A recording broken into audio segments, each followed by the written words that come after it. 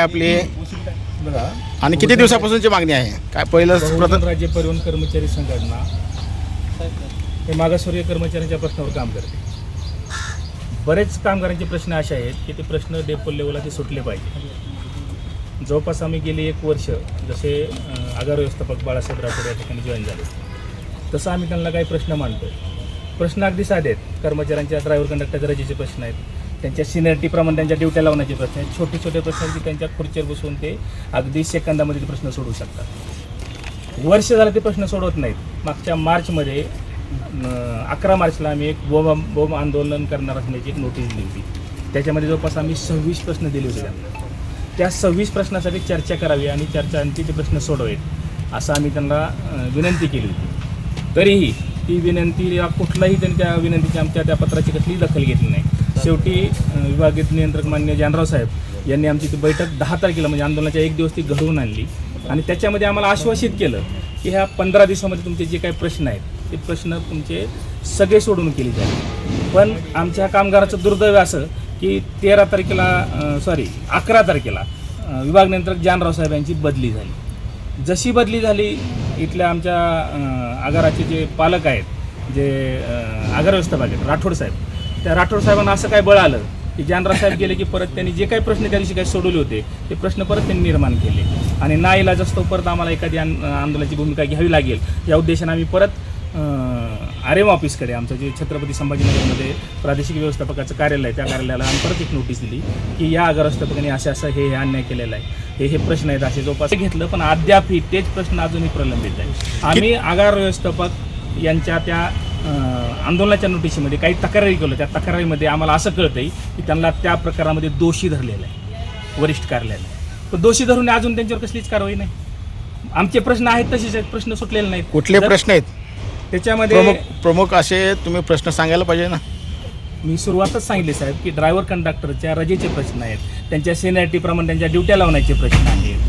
तिथं भेदभाव केला जातो. मागासवर्गीय कर्मचाऱ्यांना कॅबिनमध्ये यायच्या अगोदर विचारावं लागतं मी येऊ का, बाकीच्या कर्मचाऱ्यांना सहज एंट्री आहे. हे मागासवर्गीय असल्यामुळे त्यांना बाहेर ठेवलं जातं. त्यांना चिठ्ठी दिल्याशिवाय एंट्री नाही. चिठ्ठीसुद्धा बघून कुणाचं नाव आहे, नाव काय हे बघून, कुठल्या संघटनेचं हे बघून त्याला मध्ये सोडलं जातं. आगार व्यवस्थापकांना लेखी आम्ही त्यांना परवानगी मागितली तुम्हाला आम्हाला भेटायचे. हे काही पहिलं पत्र नाही आहे त्यांना, ह्याच्या अगोदर कमीत कमी 10 पत्र दिली त्यांनी. त्या पत्रामध्ये त्यांना विनंती केली की आम्हाला तुम्ही भेटा आणि भेटून आम्हाला वेळ द्या, आमच्याशी चर्चा करा. पण ते अद्याप आम्हाला ज्या दिवशी आम्हाला भेटायची वेळ असते त्या दिवशी ते निघून जातात, रजा टाकतात, पळून जातात, डुंगणाला पाय लावून पळून जातात, अक्षरशः डुंगणाला पाय लावून पळून जातात. त्यामुळे नाईलाज असतो आम्हाला आज हा आंदोलनाचा पवित्रा घ्यावा लागला. आम्ही त्यांना आज आंदोलनाची नोटीस दिलेली नाही. पहिल्यांदा आम्ही त्यांना भेट मागितली. 24 तारखेला आम्ही भेट मागितली होती. पोलीस प्रशासनाने आम्हाला विनंती केली की आचारसंहिता असल्यामुळे तुम्ही 26 तारखेला करा. पण 26 तारखेला सुट्टी असल्यामुळे आम्ही आज 27 तारखेला त्यांना भेट मागितली आणि भेट नाही दिली तर आम्ही ठिय्या आंदोलन तुमच्या बाहेर करून का करणार आहोत. तर आमचे प्रश्न तुम्ही ऐकत नाही. त्यामुळे आम्हाला नाईलाज करू आमच्या बिंबीच्या डेटापासून आम्हाला तुम्हाला ओरडून सांगावं लागेल प्रशासनाला की आमचे तुम्ही प्रश्न ऐका आणि आमचे प्रश्न सोडवा. यासाठी हे आजचं आंदोलन केलेलं आहे. लातूर शहरामध्ये एस टी महामंडळामध्ये तुमच्या किती संघटना कार्यरत आहेत? लातूर शहरात जिल्ह्यामध्ये जवळपास 6 संघटना कार्यरत आहेत. त्यापैकी किती संघटनाचा आक्षेप आहे? बघा कसं आहे, कोण कशाचा आक्षेप घेतं, कोणाला काय भावतं यापेक्षा माझ्यावर काय अन्याय झाला हे मला महत्त्वाचं आहे, माझ्या लोकांवर काय अन्याय झाला हे महत्त्वाचं आहे. मी पहिल्यांदाच तुम्हाला सांगितलं की फक्त मागासवर्गीय कर्मचाऱ्यावर अन्याय होते. इतर संघटना मागासवर्गीयासाठी काम करत नाहीत, आमची संघटना मागासवर्गीयासाठी काम करते. त्यांचं चांगला लागेमध्ये इतर संघटना आहेत त्यामुळे चालत आहे, त्यांचं व्यवस्थित चालू आहे. बैठकी घेतात, त्यांच्यासोबत बसतात, पार्ट्या करतात, गोव्याला जातात. आमच्याकडे एक शिवानंद वट्टे नावाचे चालक आहेत. या चालकांनी यांच्यासोबत काम करणाऱ्या कराड नावाच्या ड्रायव्हरचे वडील वारले म्हणून फोन करून सांगितले साहेब माझ्या मित्राचे वडील वारलेत, आपला तो ड्रायव्हर आहे त्याच्या मातीला जायचे, मला ड्युटी बदलून टाका. त्याला सांगितलं काय की बाबा माझ्याकडे हातावर 10 माणसं आहेत, 18 माणसं आहेत, माझ्या हातावर 18 माणसं आहेत, तर तुला काय मला ड्युटी बदलून घेणं होत नाही, तू काय कर रजा टाक आणि जा. त्याला सांगितलं, रजा टाकली आणि तो रजा टाकून गेल्यानंतर त्याच्या नावची गाडी त्या दिवशी थांबवली आणि तो गैरहजर झाल्यामुळे गाडी थांबली म्हणून त्याचा रिपोर्ट केला आणि त्याच्यावर कारवाई केली. रजा मंजूर झाली असेल तर कारवाई करायची गरज नाही ना. रजा मंजूरच केली नाही ना तिने. रजा फक्त घेऊन जायला सांगितलं पण रजा मंजूर केली नाही आणि त्यांच्यावर कारवाई केली, गाडी थांबवली आणि तुमच्यामुळे ही गाडी थांबली. आमचे संतोष बडे नावाचे चालक त्यांचे चुलते वारले, त्यांनी फोन करून सांगतायत, व्हॉट्सअपवर मेसेज पाठवत आहेत त्या ड्युटी अलोकेशनला माझे चुलते वारलेत मला उद्या यायचं नाही, तरी त्यांची गाडी थांबवतात आणि त्यांच्यावर गैरहजेरीची कारवाई करतात. गाडी थांबली तुमच्यामुळे नुकसान झालं म्हणून त्यांची रिपोर्ट करतायत. आणि त्यांचं आर्थिक नुकसान कसं करता येईल का, हे फक्त मागासवर्गीय कर्मचाऱ्याच्या बाबतीत होतं. असे बरेच उदाहरण आहेत आमच्याकडे फड आहेत, फडच्या रजा मंजूर आहे, त्यांची मंजूर रजा आहे, पण नंतर टिटूला गैरहजर दाखवून त्यांची पगार कपात केलेली आहे. हे फक्त मागासवर्गीय कर्मचाऱ्याच्या बाबतीत का होतं? हा सुद्धा प्रश्न तुमच्या पत्रकाराच्या माध्यमातून तुम्ही त्यांना सुद्धा, जसं तुम्ही आमची आज बाईट घेऊन आम्हाला प्रश्न विचारता, हा प्रश्न तुम्ही त्या आगार व्यवस्थापकाला सुद्धा विचारला पाहिजे. नाही, पण ते मला सांगा, इतर संघटनेमध्ये स्वर्गीय कर्मचारी नाहीत का? असतील ना. मग त्यांना भेदभाव वेगळा नाही का? असेल कदाचित, त्यांना जाणीव नसेल किंवा जाणीव होत असेल तर तेही लोक आमच्याकडे अप्रोच होतात ना. मी त्या संघटनेत आहे तरी पण माझ्या अन्य होते, माझी संघटना अप्रोच होतात, अशी बरीच उदाहरणं आहेत आमच्याकडे. आम्ही ते प्रश्न घेतो. या संघटनेमध्ये का माझे मेंबर आहेत म्हणून उदाहरणं नाही, ते यातले बरेच लोक माझे मेंबर नाहीत, पण मागासवर्गीय आहेत म्हणून माझं काम आहे त्यांचा प्रश्न जो काय ते सोडून ते काम आहे माझं, त्यामुळे ती संघटना माझं काम करत आहे. मला असं समजलं की नाईट रोटेशनमध्ये तुमचे जे 25 ते 32-35 वर्षाचे कर्मचारी आहेत, त्यामध्ये तुम्ही ड्युटी नाईट आउटची लावा असं तुमची मागणी आहे म्हणा? नाही, अशी कुठं लेखी मागणी दाखवा आम्हाला तुमची.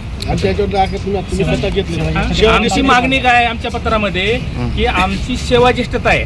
विशेष मी अजून एक तुम्हाला नमूद करू शकतो, आम्ही जे मागाशी सांगितलं तुम्हाला RM ऑफिसकडे जी नोटीस दिली होती, त्या नोटीसमध्ये या मुद्द्यात सुद्धा जबाबदार धरले त्यांना. सेवा ज्येष्ठता डावलून त्यांनी ड्युट्या लावल्यात. आमची मागणी सेवा ज्येष्ठतेप्रमाणे ड्युटी लावा आहे. काही कर्मचारी घेऊन डेपो मॅनेजर हे गोव्याला फिरायला गेले होते. हो, नक्कीच गेले होते. आम्ही त्याची तक्रार सुद्धा दिलेली आहे.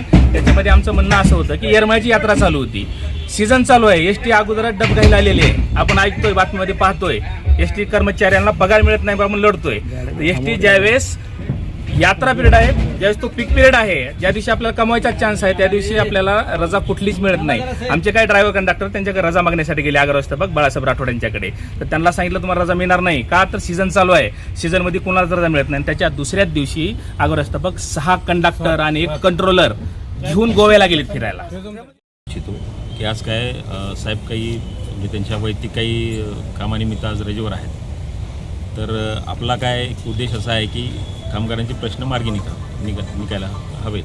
म्हणजे हे आंदोलन वगैरे हा नंतरचा पाठ झाला. आपण चर्चा करावी, जे काही न्याय मागण्या असतील, जे काही न्याय हक्क जे काही असतील, तर त्या अनुषंगाने चर्चा करून ते प्रश्न निकाली निघावे, हा आपला उद्देश आहे. प्रमुख उद्देश. तर आज रोजी कसं, आज साहेब नाहीत, तर सोमवारी जे आहे तर 3 ते 4च्या दरम्यान आपण चर्चा करूयात. तर या विषयाच्या अनुषंगाने मी माननीय विभाग नियंत्रक साहेबांनाही बोललेलो आहे आताच. तर साहेबांनी सांगितलं आपण 3 ते 4च्या दरम्यान त्यांना आपण वेळ देऊयात, आणि जे काही मागण्या असतील तर त्या ज्या काही रास्त मागण्या, न्यायिक मागण्या आहेत, तर त्या आपण त्या अनुषंगाने चर्चा करूयात आणि आपण पुढील कारवाई करू. तर आपण सर्वांना असं सांगणं आहे, असं आव्हान आहे की आपण बाकी जे ठिय्या आंदोलन वगैरे जो काही विषय असेल तर तो विषय आज तूर्त तो स्थगित करावा आणि आपण सोमवारी जे आहेत आपण चर्चा करूयात साहेबांच्या.